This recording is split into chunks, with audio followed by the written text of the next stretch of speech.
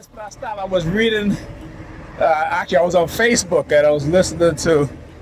I was watching one of those the stories, and it had some funny shit on there.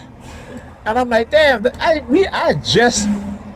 But you know, like I said, the bus driver was driving really, really fast, and no one really got off the any of the stops. So there were like three stops that I guess nobody got off on. So the bus driver was like, he was zooming it. He was zooming it. So by the time I looked up, I hear the next stop. I'm like, hold up, holy shit, I missed my stop. But hey, it happens. All right, it happens. But you know, it's done purposely, because when I got off the bus, there was a black female, a Nigerian female in a you know, one of those, she was wearing scrubs, right? You know, that you wear in the medical field, nurse assistant, what have you. So this is what they do, right? So probably manipulating my mind to just not pay attention. You know, that's what they do. Sometimes they'll put shit on your timeline because they know that what it is that you like or what you find funny. So they'll flood a whole bunch of shit on your timeline that you're like, oh yeah, he gonna laugh at that shit. He gonna forget about his stuff. I was so into my phone and on Facebook that I totally forgot.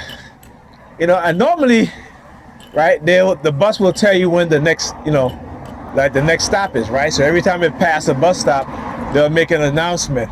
And I noticed that whenever they don't do that is when I usually miss my stop, if I'm not paying attention. You understand what I'm saying? That's what they do. Like I tell you, these motherfuckers, they're slick. Right? Don't ever think it's anything that's supernatural. It's all manipulation. It's all manipulation. Okay? You got to understand that. It is all manipulation.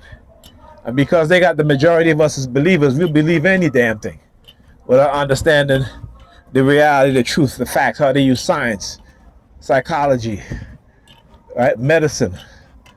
They weaponize everything against us. All right, I keep saying we are the boo-boo the clowns because we continue to bury our head in the clouds and not want to know anything outside of the Bible. All right, even though it's truly not our fault, but when those amongst us like myself start to study what it is that these people have been doing to us and trying to enlighten you guys, you know, we're attacked. We are attacked, and that's all right.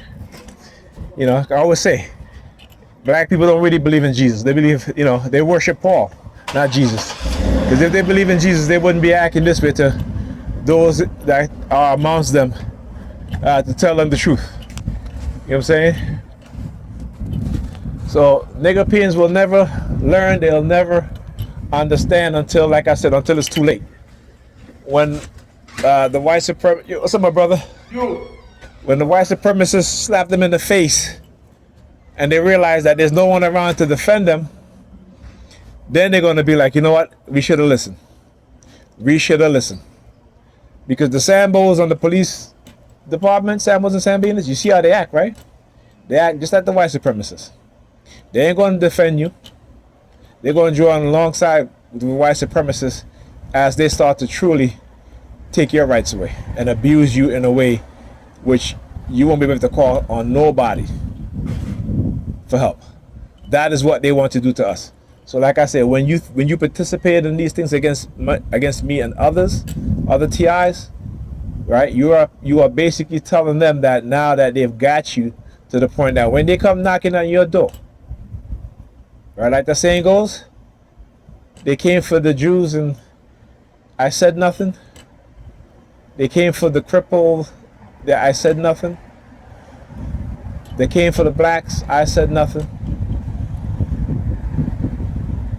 When they come for me, who's going to say something? Right? When we remain silent to atrocities taking place, the injustices, as Dr. King says, right? Then when that injustice is being done to you in a more blatant form, that's the time you have that reflection, right? But by that time, guess what? It's too late, right? Nigga peers is going to learn though. I keep saying this, right? They literally tell me what it is that they're going to do. Like I've been talking about this stuff for how many years now? For decades now. We see it happening, right? At least some of it. And it isn't because I'm a prophet. It's not that. It's because they're playing the game to see who's going to listen to me, right? To try to see if they can stop my rise, if they can stop your rise as a person who have ambition or what have you. It doesn't matter ambition in what, whether you're a politician, whether you're a businessman or what have you, is that they select who will succeed based on how they can condition them, how they can manipulate them, how they can blackmail them, how they can abuse them. And as long as they remain silent, then they'll give you what you want. But you can't help your people. Right? As a black person, you can't help your people though. They'll elevate you, but you can't help your people. Okay? You gotta help them. Not your people. I understand that. Talk to you guys in the next video.